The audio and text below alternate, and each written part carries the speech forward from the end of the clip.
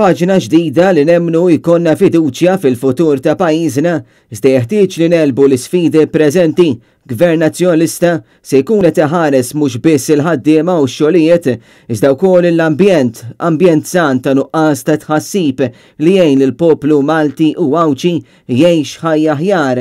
Għalhekk il-Partit Nazzjonalista se jkun qed iħares lill-familji u lis-soċjetà Maltija. Jekk verament nemmnu allura irridu ninċentivaw u rridu nagħtu l-opportunità li inti tieħu iva il-lif tiegħek ħalli tieħu ħsieb lill-uliedek. U allura f'dak il-każ kollox above board, kollox kif suppost, xorta jekk hemm bżonn biċ-ċertifikati mediċi, imminti dak is-sick leave tkun tista' issarfu għal bżonnijiet ta' dik il-familja. Dan kien wieħed mill-messaġġi tal-kap tal-Partit Nazzjonalista Bernard Grech f'eżerċizzju ta' mistoqsija u tweġiba li tellet il-ħamis fil-ġimgħa ta' jum il-ħaddiem.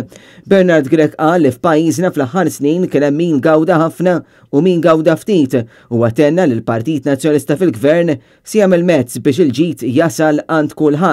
L-ħaddiema tagħna, l-investituri tagħna, l-anzjani tagħna, n-nisa u l-irġiel, iż-żgħażagħ u tfal ikunu jistgħu allura b'ċertu serħan tal-moħħ jippjanaw il-futur biex nagħmlu hekk irridu naraw li jkollhom verament pagi diċenti, jkollhom verament xogħol ta' kwalità u rridu bla dubju neqirdu il-prekarjat. Dwar l-Ermolza, Bernard Grech tenna li l-Partit Nazzjonalista se jħares il-linja nazzjonali tal-ajru kif fl-aħħar snin taħt Gvern Laburista ma kienx hemm viżjoni għall-Ermolza u l-ħaddiema li jagħmlu parti minnha. L-Ermalta aħna rridu nġibuha l ħaġa kompetittiva ma rridu wkoll nġibuha aktar effiċjenti. U għandna ideat għandna ħsibijiet kif nagħmlu dan li se jirnexxielna iva bħala partit għaliex nafu u rridu u determinati li nieħdu lill-Ermolta fil-livell li jixilqilha.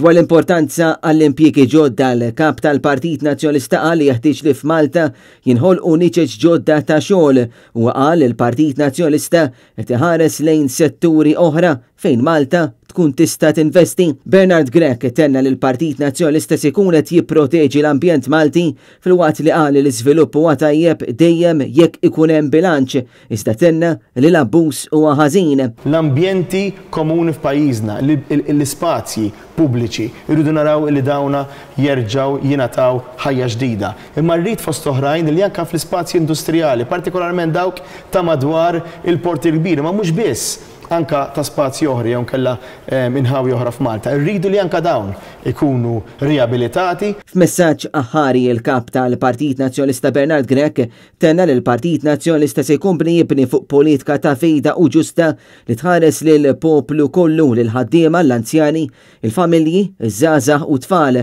u tenna li l-Partit Nazzjonalista se jibqa' viċin is-soċjetà u jħoss il-polz tal-poplu.